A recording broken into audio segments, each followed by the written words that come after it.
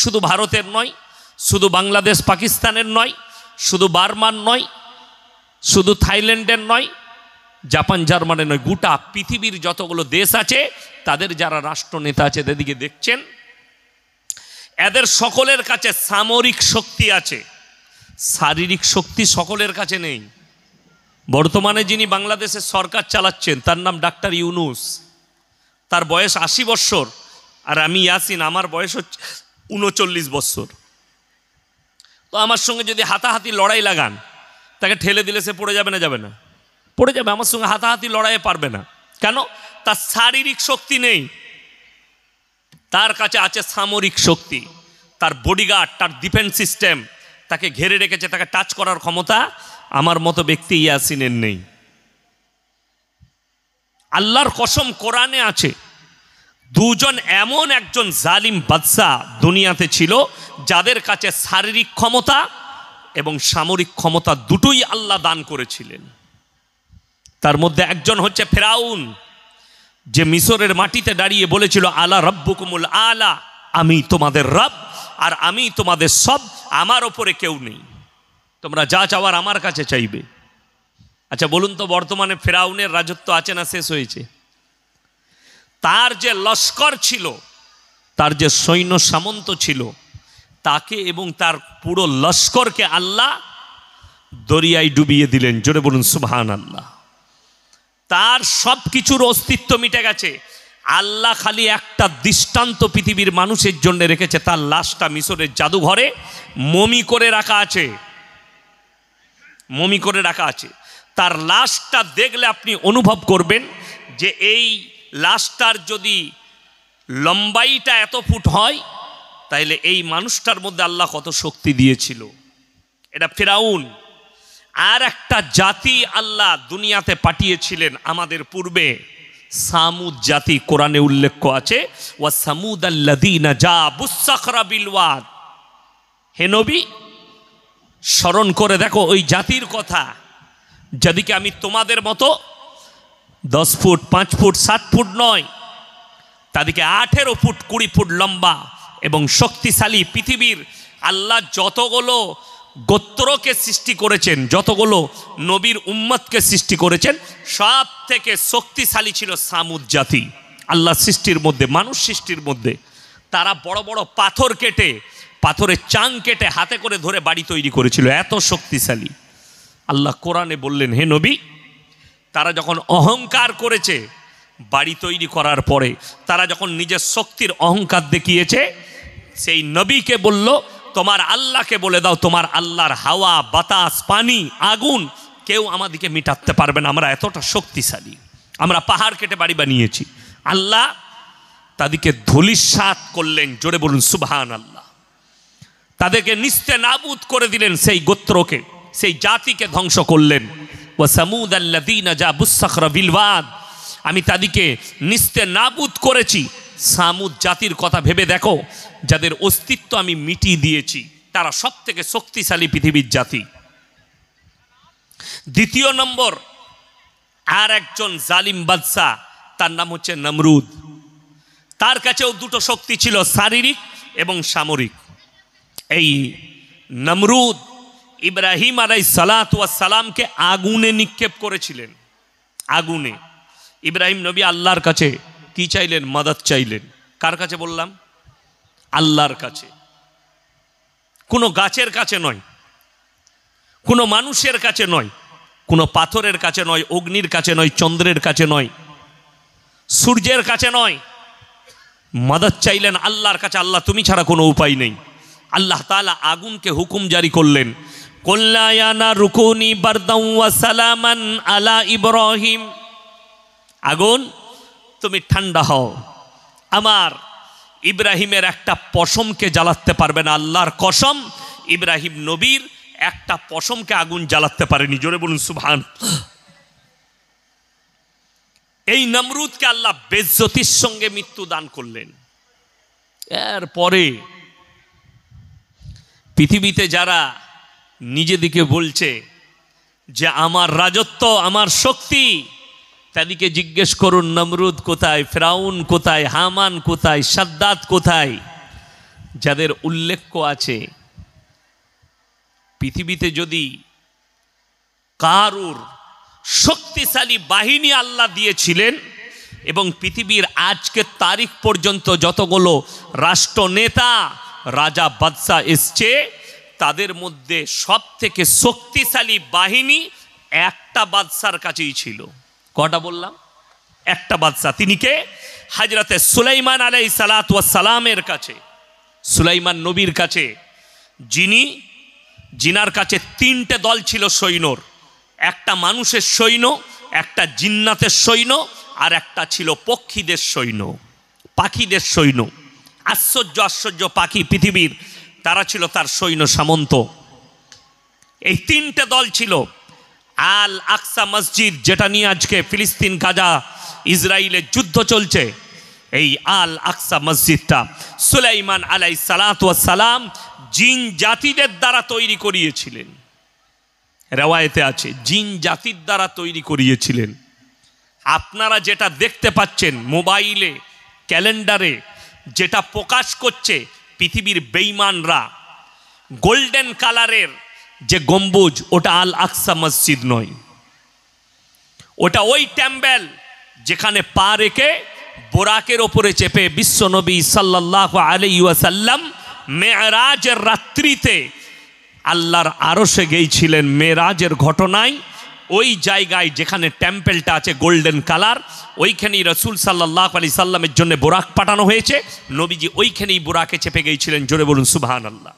Original যে আল আকসা মসজিদ, সেটা হচ্ছে ব্ল্যাক কালারের গম্বুজ, যেটা সেইটাই হচ্ছে অরিজিনাল, যেটা সুলাইমান আলাইহিস সালাতু ওয়াস সালাম জিন জাতিদের দ্বারা তৈরি করেছিলেন। আজকে সুলাইমান নবী নেই, তার লস্কর শেষ, তারও রাজত্ব আল্লাহ পৃথিবীর বুকে শেষ করেছেন একজন পয়গম্বরের, একজন নবীর। আর পৃথিবীর মানুষকে দৃষ্টান্ত দিলেন, যেগুলো আমি পাঠিয়েছি এগুলো আমার সৃষ্টি, আর আমার সৃষ্টি আমার ইচ্ছা মতো অস্তিত্ব মিটিয়ে দেবো, আমি আল্লাহই মিটাবো। এখানে যারা বসে আছি, একটা ব্যক্তি বলতে পারবেন আমি কতদিন বাঁচব? বলার ক্ষমতা কারুর নেই। আজকে রাত্রে যারা জলসা শুনছেন এখানে বসে, যারা আমরা বেঁচে আছি, আমি থেকে আপনি, আমরা কেউ বলতে পারবো কাল সকালে উঠতে পারবো? না, আমরা কেউ বলতেই পারবো না যে সকালবেলায় আমি উঠব, আমার ঘুম ভাঙবে সকালে, এটা আমরা কেউ বলতেই পারবো না। আমার বন্ধুগণ, আমার ভাই, আপনাদেরকে অনুরোধ করছি, একটা কথা মাথায় রাখবেন, পৃথিবীতে একটা মানুষও নিজের প্রশংসা করার ক্ষমতা রাখে না। কোনো মৌলবি যদি বলে আমার মতো বক্তা নেই, জানবেন ওটা মূর্খ বক্তা। কোনো ডাক্তার যদি বলে আমার মতো ডাক্তার নেই, সে হচ্ছে মূর্খ ডাক্তার। পৃথিবীতে এরকম কেউ নেই। আল্লাহ তাআলা একমাত্র প্রশংসার যোগ্যতা রাখেন। আল্লাহ কোরআনে নিজের প্রশংসা করলেন, আর কি বললেন? সূরা কাহাফ একবারই শেষ আয়াতের আগের আয়াত, কুল্লাউ কানাল বাহরু মিদাদাল লিকালিমাতি রব্বি লানাফিদাল বাহরু ক্বাবলা আন তানফাদা কালিমাতু রব্বি ওয়ালাউ জিনা বিমিসলিহি মাদাদা। হে আমার নবী, পৃথিবীর মানুষকে বলে দাও, পৃথিবীর মানুষকে জানিয়ে দাও, পৃথিবীতে যতগুলো সমুদ্র আছে সব পানিগুলো যদি এক কাছে করা হয়, আর যদি সব পানিগুলো আমি আল্লাহ কালি করে দিই, কলমে সিয়াই, আর পৃথিবীর মানুষ, আল্লাহ এখানে ধর্মের কথা বলেনি, পৃথিবীর সমস্ত মানুষ এরা যদি আল্লাহর প্রশংসা লিখতে শুরু করে, সব পানি শেষ হয়ে যাবে। আবার আমি অতটাই পানি দেবো, অতটাই কালি করে দেবো, এটাও শেষ হবে। কিন্তু আমার আল্লাহর প্রশংসা লেখে শেষ করার মতো ক্ষমতা পৃথিবীর মানুষের নেই। জোরে সোরে বলুন সুবহানাল্লাহ। ইনি হচ্ছেন সৃষ্টিকর্তা, আর আমরা হচ্ছি সৃষ্টি। আমাদের ওয়াকাত, আমাদের চলাফেরা আল্লাহর কসম তিনটে। এরপরে আমি জলসা শুরু করব যে পাঁচটা জিনিসকে আল্লাহ যে গোপন করলেন, কি কি গোপন করেছেন? নবী, পয়গম্বর, রাসূল, সাধারণ সকলের কাছ থেকে আল্লাহ গোপন করলেন। সেটা হচ্ছে সূরা লুকমানের একবারই শেষ আয়াত, ইন্নাল্লাহা ইনদাহু ইলমুস সাআহ। এটা এক নম্বর। কিয়ামত কবে হবে আমি আল্লাহ ছাড়া পৃথিবীর কেউ জানে না। এখন আপনি বান্দা, আল্লাহর প্রত্যেকটা ফায়সালায় মুমিনদিকে সন্তুষ্টি প্রকাশ করতে হবে। আল্লাহর প্রত্যেকটা কিসে? ফায়সালাতে। যদি বৃষ্টি হয়, আল্লাহ তুমি নিয়ামত দিয়েছো, সন্তুষ্টি প্রকাশ করো। যদি কমিটির ছেলে বলে আমাদের জলসায় বৃষ্টি হয়ে গেল, বরবাদ হয়ে গেল, এটা হচ্ছে নৈরাশ। আল্লাহ ভাবতে হবে, জলসায় যদি বৃষ্টি হয়, আমার গ্রামে জলসার দিনে সকালে বৃষ্টি হলো, জলসা বন্ধ হয়ে গেল, জলসা হলো না, এর মধ্যেই আল্লাহ ভালাই রেখেছে। এটাই হচ্ছে মুমিনদের আখলাক এবং মুমিনদের আকীদা। এইটাই হবে, এইটাই হবে মুমিনদের আকীদা। তবে আপনি বাঁচতে পারবেন, তবে আপনার ঈমান ঠিক থাকবে। আল্লাহ এক নম্বরই বলেছেন, ইন্নাল্লাহা ইনদাহু ইলমুসসা।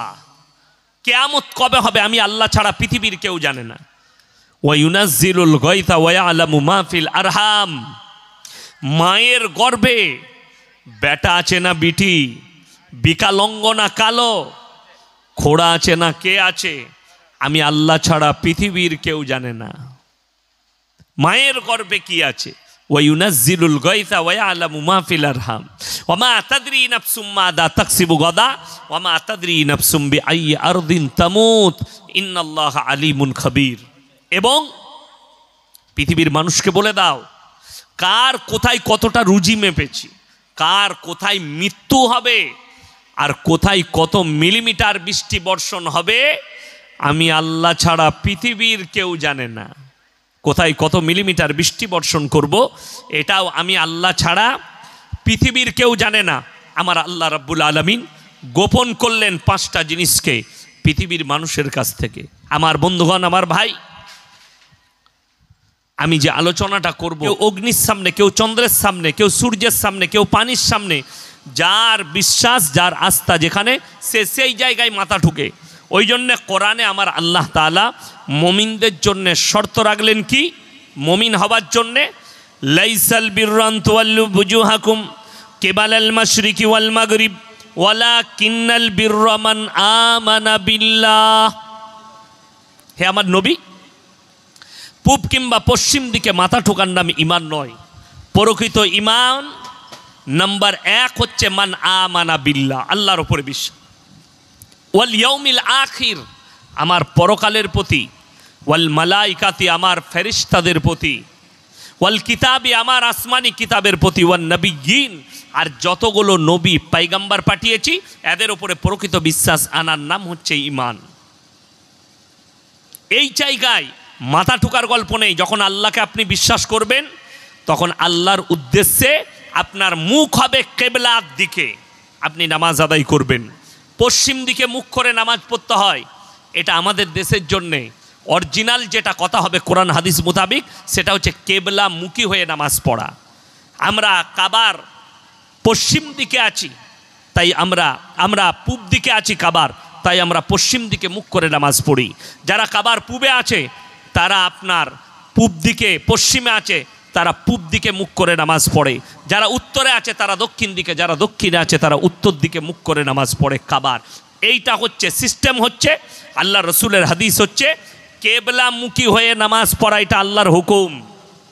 আল্লাহ নবী সাল্লাল্লাহু আলাইহি সাল্লাম নামাজের মধ্যে ছিলেন, আর আল্লাহ তাআলা হুকুম পাঠালেন, সাতরাল মসজিদিল হারাম, তুমি এই নামাজের অবস্থায় তোমার মুখটা মসজিদে হারামের দিকে ঘুরিয়ে নাও। আল্লাহ রসুল সাল্লাল্লাহু আলাইহি সাল্লাম প্রথমে নামাজ পড়ছিলেন, চেহারাটা কোন দিকে ছিল? আল আকসার দিকে। প্রথম কিবলা হচ্ছে আল আকসা, ওই দিকেই রসুল আকরাম সাল্লাল্লাহু আলাইহি সাল্লাম মুখ করে নামাজ পড়ছিলেন। সিজদা অবস্থায় মাথাটা ঘুরালেন নবীজি, আল্লাহর হুকুম এলো। ওই সময় তুমি তোমার চেহারাটা ঘুরিয়ে নাও, কার দিকে? কিবলার দিকে ঘুরিয়ে নাও। ঘুরে গেছে, শর্ত হচ্ছে কিবলামুখী হয়ে নামাজ পড়া। চলুন 1 নম্বর আপনারা বলুন ইমানদারির সঙ্গে, সুদ খাওয়া হারাম না হালাল? কথা বলেন। হারাম। তাহলে আপনাদের এই এলাকায় একটাও মুসলমান সুদখোর নাই? কোনো মুসলিম সুদ খাই না, ভরে আছে সুদেতে। ওই জন্য আমাকে সবাই দাওয়াত দেয় না, আমাকে বুঝে সুঝেই দাওয়াত দেয়। কেন বললাম? যে মুসলিম আছে 10 কোটি মুসলমান কিন্তু মুসলমান নয়। একটা সুদ খাওয়া হারাম। আমার আল্লাহ কোরআনে বললেন, ওয়াহাল্লাল্লাহুল বাইয়া ওয়া হাররামার রিবা, সুদ তোমাদের জন্য হারাম আর ব্যবসাকে আমি আল্লাহ হালাল করেছি। যে লোকটা সারা জিন্দেগি ভর হারাম জেনে জেনে শুনে সুদ খাচ্ছে, শুধু সুদটা আল্লাহ হারাম বললেন, আল্লাহ রসুল সাল্লাল্লাহু আলাইহি সাল্লাম হাদিস বর্ণনা করলেন, হে আমার সাহাবীরা, কোনো ব্যক্তি যদি 1 টাকা সুদ খায়, সে নিজের মায়ের সঙ্গে 36 বার জিনা করার সমান পাপ করা হবে। জোরে বলুন নাউজুবিল্লাহ। এরপর একটা মুসলমান হারাম জানলো, সুদ খাওয়ার পাপ হচ্ছে মায়ের সঙ্গে জিনা করা, এটা জানলো, সারা জিন্দগি ভর সুদ খাচ্ছে, সুদের ওপরে জীবন কেটে মৃত্যু হলো। এই লোক মরে যাওয়ার পরে মারা গেছে, আপনি আমার মতো হুজুরকে দাওয়াত দিলেন, হুজুর মিলাদ পড়িয়ে জান্নাতে যাও, হুজুর তো মিলাদ পড়িয়ে জান্নাতে ভরে দিল, তোমার হুজুরও মার খাবে, তুমিও খাবে। যদি কোনো বাপের বেটা মৌলবি থাকে আপনার, আমি আছি স্টেজে নিয়ে আসুন, সে খালি বলে দিবে জেনে শুনে সারা জিন্দেগি ভর সুদ খেয়ে মারা গেছে, তাকে দোয়া করে, এইভাবে দোয়া করলে আল্লাহর কাছে সে জান্নাতে যাবে।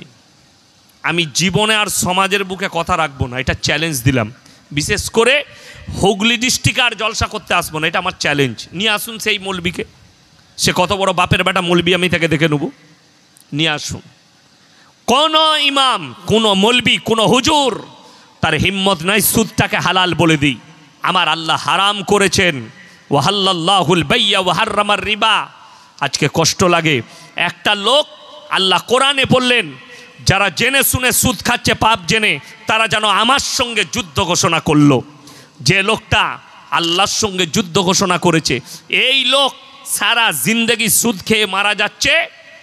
আমাকে যদি বলেন হুজুর অমুক সুদখোর মারা গেছে, বিশ্বাস করুন আমি আল্লাহর কসম খেয়ে বললাম, আমি যদি জানতে পারি এই লোক সুদখোর, তার জানাজাটাই পড়বো না। চ্যালেঞ্জ, আমি তার জানাজা পড়বো না। জানাজার নামাজ কি? জানাজার নামাজ হচ্ছে মাইয়াতের মাগফিরাতের দোয়া।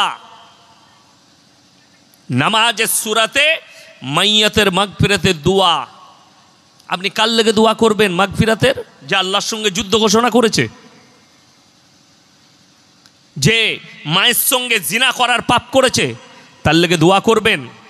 বড় কষ্ট লাগে আমাদের।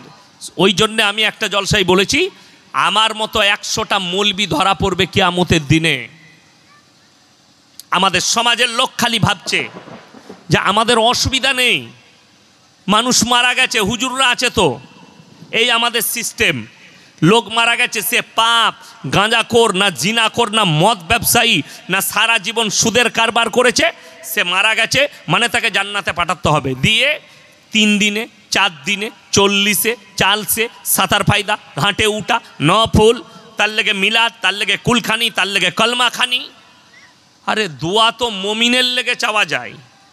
যদি বলেন হুজুর হাদিস কোরআনের দলিল দেন, আমি এমন একটা দলিল দেবো, তোমার 14 পুরুষ কোনো বাপ আমার দলিল কাটতে পারবে না। আমার বন্ধুগণ, আমার ভাই, আল্লাহ রাব্বুল আলামিন কোরআনে দিয়েছেন নবীজিকে, পৃথিবীর যে কোনো ব্যক্তি নয়, আল্লাহ রসুল সাল্লাল্লাহু আলাইহি ওয়াসাল্লাম দামি লোক, পৃথিবীর মধ্যে সব থেকে দামি লোক, দামি ব্যক্তি আল্লাহর হাবিব সাল্লাল্লাহু আলাইহি ওয়াসাল্লাম। তিনি সবাই দরুদ শরীফ পড়ুন, আল্লাহুম্মা সাল্লি আলা মুহাম্মাদিন ওয়া আলা আলি মুহাম্মাদ কামা সাল্লাইতা আলা ইব্রাহিম ওয়া আলা আলি ইব্রাহিম ইন্নাকা হামিদুম মাজিদ। আল্লাহুম্মা বারিক আলা মুহাম্মাদিন ওয়া আলা আলি মুহাম্মাদ কামা বারাকতা আলা ইব্রাহিম ওয়া আলা আলি ইব্রাহিম ইন্নাকা হামিদুম মাজিদ।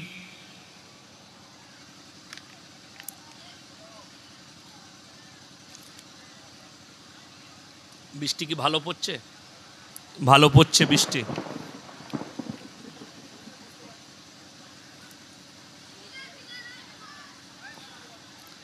কি করবেন? দোয়া করি? কি করবেন? দোয়া করে দিই? হ্যাঁ, কমিটির ছেলে কই? ডাকেন, কমিটির ছেলেগুলো কই?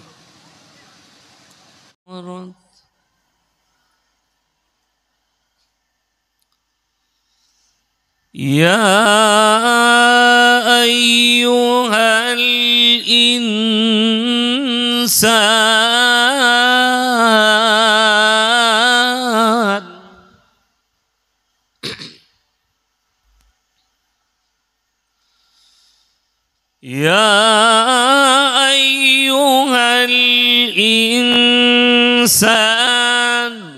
ما غرك بربك الكريم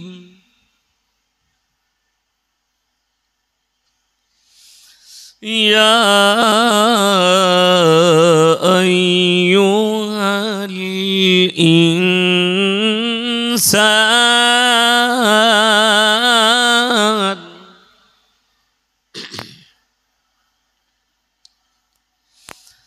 يا أيها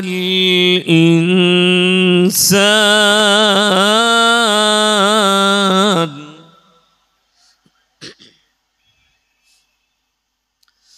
يا أيها الإنسان ما غرك بربك الكريم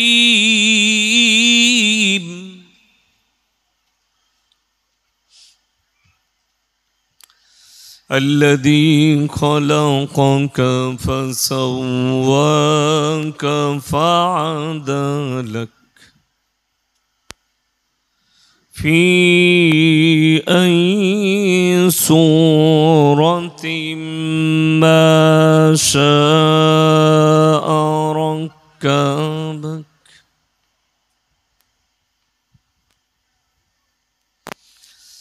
كلا بل تكذبون بالدين وإن عليكم لحافظين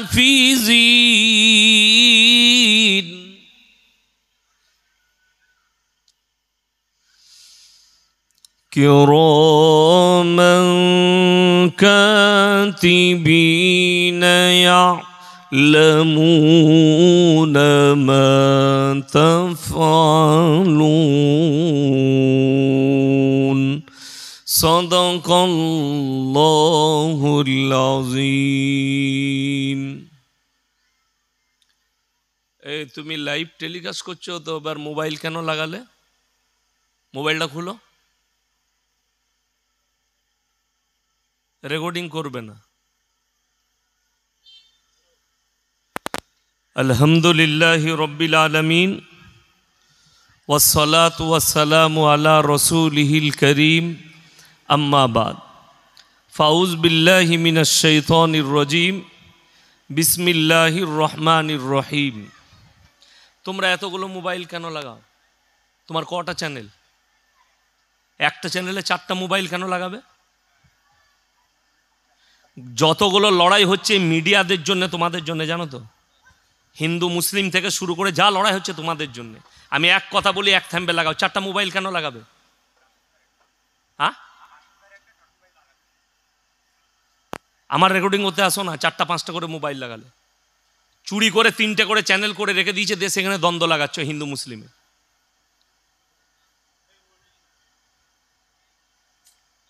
4টা 5টা করে মোবাইল যতগুলো ভারতবর্ষে লড়াই হচ্ছে সব মিডিয়াদের কারণে আপনারা জানেন না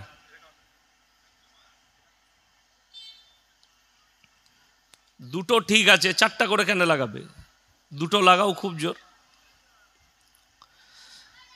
আলহামদুলিল্লাহি রাব্বিল আলামিন ওয়াসসালাতু ওয়াসসালামু আলা রাসূলিহিল কারীম আম্মা বাদ ফাউজ বিল্লাহি মিনাশ শাইতানির রাজীম বিসমিল্লাহির রহমানির রহিম ইকরা কিতাবাক কাফা বিনাফসিকাল ইয়াওমা আলাইকা হাসিবা মান ইহতাদা ফাইন্নামা ইয়াহতাদি লিনাফসি ওয়া মান দাল্লা ফাইন্নামা ইয়াদিল্লু আলাইহা ওয়ালা তাজিরু ওয়াজিরাতুন বিজরা উখরা ওয়া মা কুন্না মুআযযিবিনা হাত্তা নাবআসা রাসূলা ইলা আখিরিল আয়াত খায়রুকুম মান তাআল্লামাল কুরআন আল্লামাহু কামা ক্বালা আলাইহি সালাতু ওয়াত তাসলিম মাননীয় শ্রদ্ধেয় উলামা ইকরাম হুফাজ ইকরাম এবং আমার জ্ঞানীগুণী মানী সম্মানী মাননীয় শ্রোতা মণ্ডলী পর্দার অন্তরালে পর্দা নসিব মায়েরা এবং বোনেরা আল্লাহর বড় দয়া কৃপা ভালোবাসা আমাদের প্রতি গোটা বিশ্বের প্রতি সবাই আল্লাহ শুকর আদায় করে হৃদয় থেকে বলি আলহামদুলিল্লাহ। তারপরে পরে বিশ্ব নবী জানাবে মুহাম্মাদুর রাসূল আল্লাহ, সকলে বলুন সাল্লাল্লাহু আলাইহি ওয়াসাল্লাম। তিনার প্রতি শত কোটি দরুদ বর্ষিত হোক, বলুন আমিন সুম্মা আমিন। সবাই একবার দরুদে ইব্রাহিম পাঠ করি, আল্লাহুম্মা সাল্লি আলা মুহাম্মাদিন ওয়া আলা আলি মুহাম্মদ কামা সাল্লাইতা আলা ইব্রাহিম ওয়া আলা আলি ইব্রাহিম ইন্নাকা হামিদুম মাজিদ। আল্লাহুম্মা বারিক আলা মুহাম্মাদিন ওয়া আলা আলি মুহাম্মদ কামা বারাকতা আলা ইব্রাহিম ওয়া আলা আলি ইব্রাহিম ইন্নাকা হামিদুম মাজিদ। এই দরুদটা পড়া কি গুনার কাজ? কথা বলে না। এই দরুদটা উত্তম দরুদ না উত্তম দরুদ নয়? দরুদটা নামাজে পড়া হয় না? হয় না। কিন্তু দুঃখের বিষয়, রাগ করবেন না, হুগলি, হাওড়া, 2 পরগনা, মেদিনীপুর এই জেলার মানুষরা খালি জলসার দরুদ মুখস্থ করে রেখেছে। হুজুর পড়বে আল্লাহুম্মা, এরা চালাবে সল্লি আলা, খালি জলসার জন্যে। নামাজ তো পড়েই না। আর এত জোরে জোরে পড়ে, যিনি হুজুর জলসা করতে আসেন উনি মনে করেন গ্রামে সব মাল কটাই মুমিন আর নামাজি। আর জিজ্ঞেস করুন, আমি যে দরুদটা পড়লাম এটা উত্তম দরুদ এবং হাদিস থেকে প্রমাণিত দরুদ। তো যাই হোক, আল্লামা ইকবালের একটা মারাত্মক লেখা আছে ভাষা, ইস ঘর কো আগ লাগি ঘর কি চিরাগ সে। মুসলমান, তোমরা নিজেদের ঘরে নিজেরা আগুন ধরিয়েছ, অপরকে গালি দিয়ে লাভ হবে না।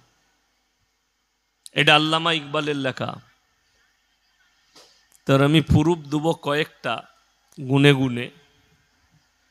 সর্বপ্রথম, যারা আপনারা বেঁচে আছেন, আপনি, আপনার পরিবার, আর এই বর্তমান যুগে যতগুলো মানুষ বেঁচে আছে, কোনো ধর্মের কথা বলি নাই, মানুষ,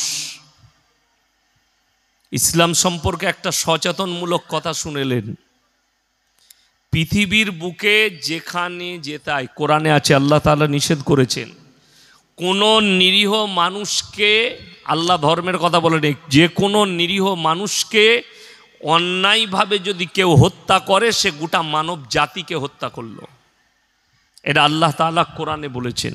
এবং কোনো ব্যক্তি যদি কোনো মানুষের উপকার করে, কোনো ধর্মের নয়, খালি উপকার করলেন, সে যে ধর্মেরই হোক, সে গোটা মানব জাতির উপকার করল। তো বর্তমানে যতগুলো মানুষ বেঁচে আছে, যতগুলো প্রাণী বেঁচে আছে প্রাণ নিয়ে, আল্লাহর কসম কেউ নিজের ইচ্ছাই বেঁচে নেই। সব আমার আল্লাহর দয়ায় আর আল্লাহর ইচ্ছাই বেঁচে আছে। আপনারা যারা এখানে বসে আছেন, যারা নেই, আল্লাহর কসম করে বলছি, পৃথিবীর একটা রাজা, বাদশা, নেতা, মন্ত্রী, আমি, আপনি, সে, তিনি, পীর, ফকির, একটা সেকেন্ড কেউ নিজের মৃত্যুকে রোকার ক্ষমতা রাখে না। ওই জন্য কোরআনে আছে, আল্লাহ পৃথিবীর মানুষের কাছ থেকে 5টা জিনিসকে গোপন করেছেন। কটা বললাম বাবা? 5টা। আমি এখনো বক্তব্য শুরু করিনি, বক্তব্য শুরু করব, আগে আমি আপনাদিকে আল্লাহকে চিনাই। 5টা জিনিসকে গোপন করেছেন, এমনকি নবী, পয়গম্বর, রসুলদের কাছ থেকেও গোপন করেছেন। এটা আমি সাইডে রাখলাম, এটা আলোচনা করব আমি। দ্বিতীয় নম্বর, পৃথিবীতে যে যেরকমই শক্তিশালী হোক,